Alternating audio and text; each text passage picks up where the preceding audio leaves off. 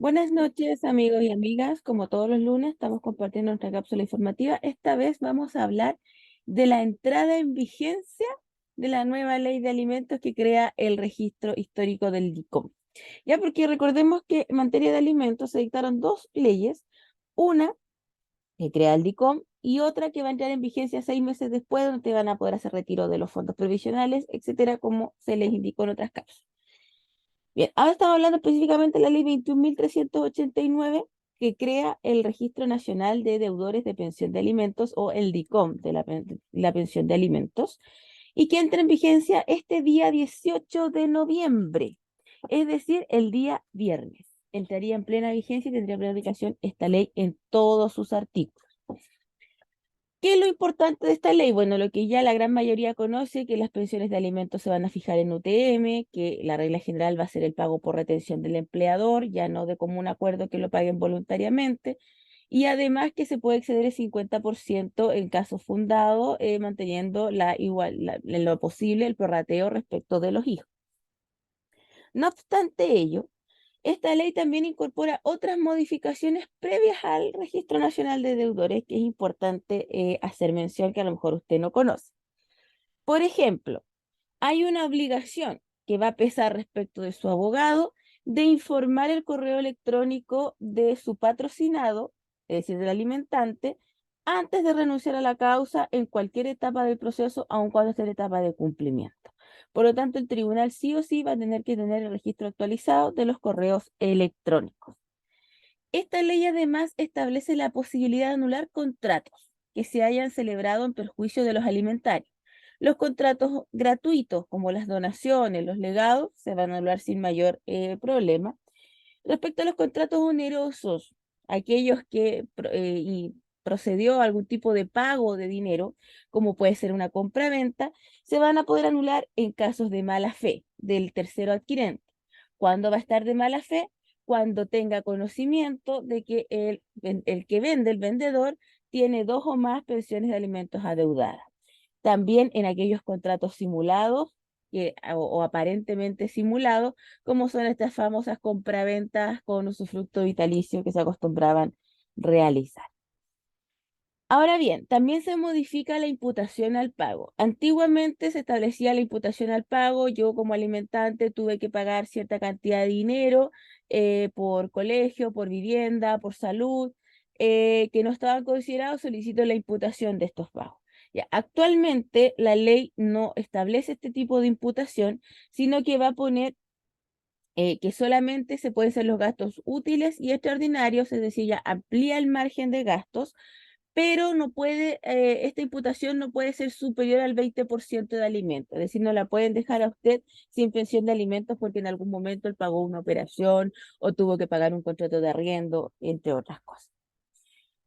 También se establece esta nueva ley que actualmente pueden retener en cualquier etapa del procedimiento los fondos existentes en la cuenta bancaria del alimentante para garantizar el pago de pensión de alimentos y lo importante, sin previa notificación a él.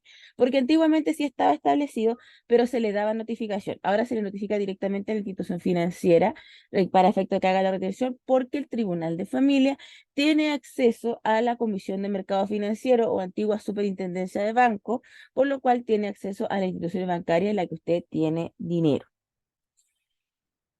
También respecto de las famosas órdenes de arresto que todas han hecho en algún minuto cuando no les han pagado la pensión de alimentos, todos sabemos que eran largas, que solamente se limitaban a una notificación por parte de la PDI, que se cumplían con suerte una vez al año. Ya, actualmente la ley les pone ciertos límites, es decir, usted tiene 60 días, usted policía de investigaciones tiene 60 días para ejecutar esta orden. Y además tiene facultad de allanamiento y desalojamiento. Si no basta con la citación, sino que si verifican que la persona está ahí, pueden botar la puerta, tal cual lo harían si fuera un delito. Respecto de otro antecedente que tenía esta ley, eran las prescripciones, donde muchos padres alegaban la prescripción de la deuda y se generaba un incidente y la mamá tenía que contratar abogado y pelear que no les contaran la deuda, porque aplicaba las reglas generales, que el menor de edad era incapaz para efectos de la ley, por ende no podía proceder la prescripción. Ahora hay norma expresa, ya se limita a eso, dice que la prescripción de los alimentos va a empezar a regir cuando éste tenga 18 años, sin perjuicio que respecto de aquel alimentario que tiene algún tipo de discapacidad física o mental con un carnet de credencial de SENADI, no procedería, según las reglas generales, la prescripción. Otra norma, otro antecedente relevante que tiene esta ley, aparte del Registro Nacional de Deudores, es respecto de aquel tercero que no estando obligado ha asumido la satisfacción de la necesidad del alimentario. Por ejemplo, la pareja nueva de la madre, el abuelo. En este caso, el abuelo del niño que el papá se desliga. Él tiene, si es que quisiera ejercerlo, una acción de reembolso en contra del padre. ¿Para qué? Para que le pague la totalidad de lo que él o ella ha tenido que pagar con ocasión de su incumplimiento.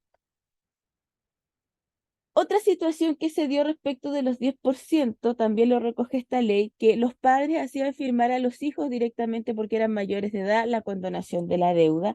No obstante, la pensión se le pagaba a la madre. ¿Por qué? Porque la pensión de alimentos se paga a la madre en la medida que el hijo o hija siga viviendo con él o ella, aun cuando tengan mayoría de edad. Así lo dice la ley. Pero el padre ya demandaba al alimentario y el alimentario firmaba una transacción de condonación o lo condonaba directamente en el tribunal. Ahora, en este caso, si procede una condonación, de igual manera se tiene que notificar al tercero interesado, que en este caso sería la madre o el padre, a quien se le pagaban los alimentos para que ejerza la acción que estime pertinente. Ahora bien, nos vamos ya al famoso Registro Nacional de Deudores que entra a regir con plena vigencia el 18 de noviembre. ¿Cuáles son los requisitos para estar en el registro de deudores? Primero, que existe una pensión de alimentos fijada en UTM. Por ende, si usted tiene una pensión de alimentos en porcentaje, en IPC, en ingreso mínimo, no va a poder hacer uso del Registro Nacional de Deudores hasta que esté en UTM. Por lo tanto, tiene 4 días en este rato para solicitar la conversión y la conversión sería de manera automática, o eso es lo que eventualmente pretende conseguir.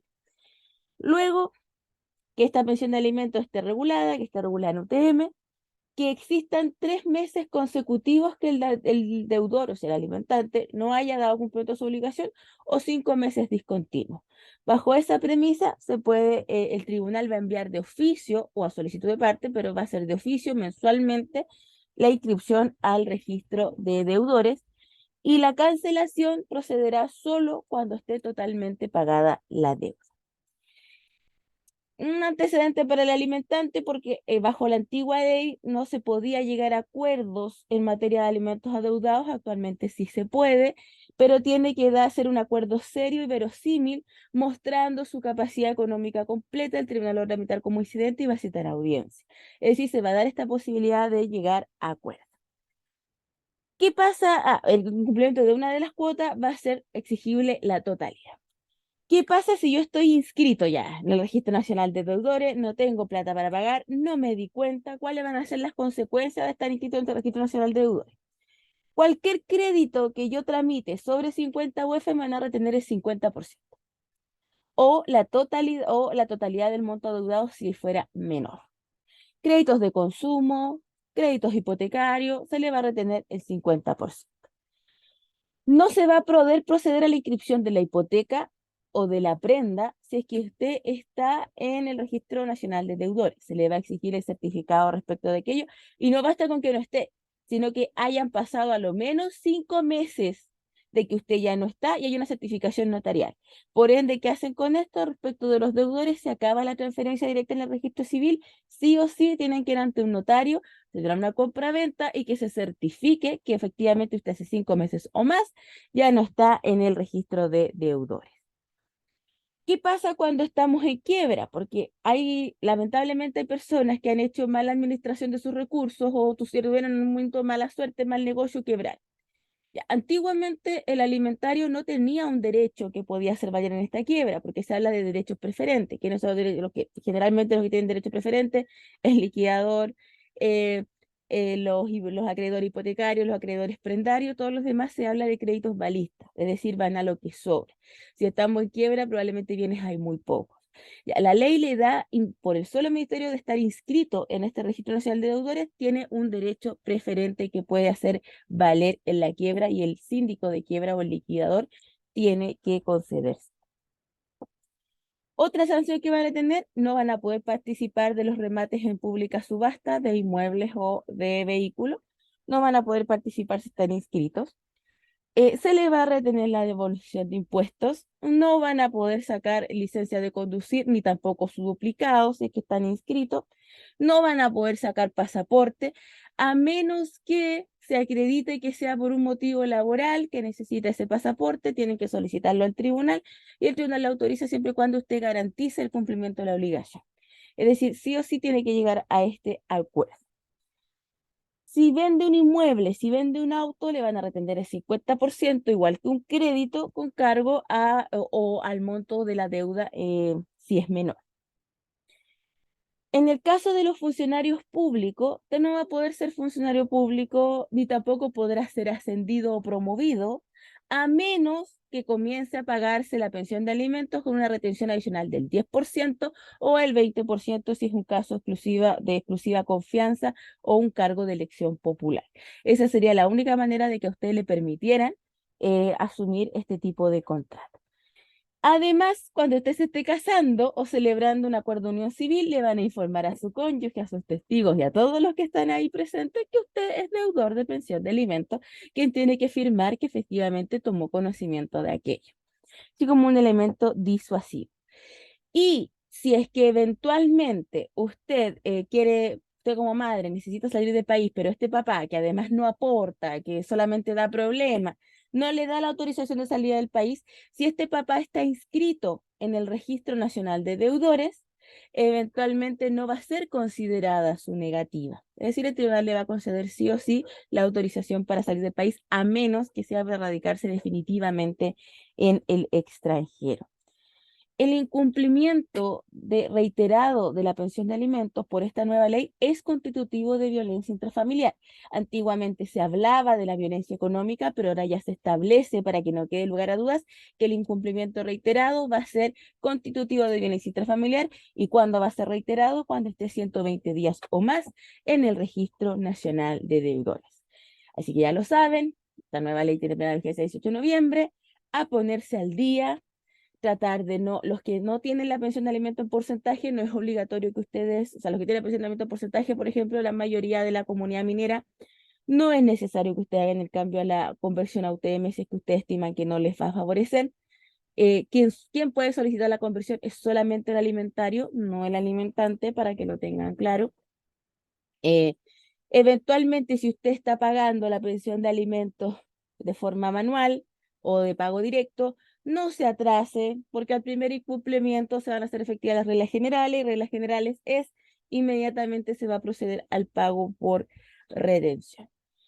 Ya saben, amigos, cualquier duda o consulta la pueden hacer en la cápsula. Esta fue una cápsula donde traté de hacerles un resumen de esta nueva ley que está vigente, y lo importante es que a partir del 18 de noviembre comienza a computarse el plazo de 6 meses para hacer vigente la siguiente ley, que va a permitir que usted pueda pagarse con cargo a los fondos del FP y con cargo a los fondos de la cuenta bancaria. Entonces ahí cualquier duda me la pueden hacer en la cápsula y nos vemos la otra semana.